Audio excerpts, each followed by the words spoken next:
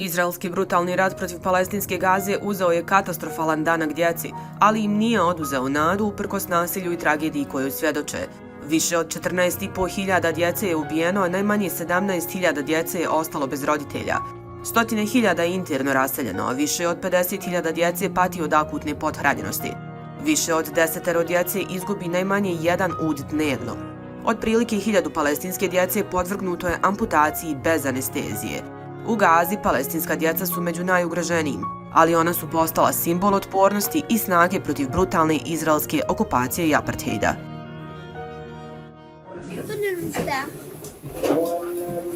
شو بدك فيه المفتاح؟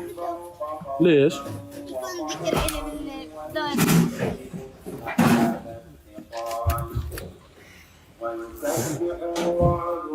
شكرا.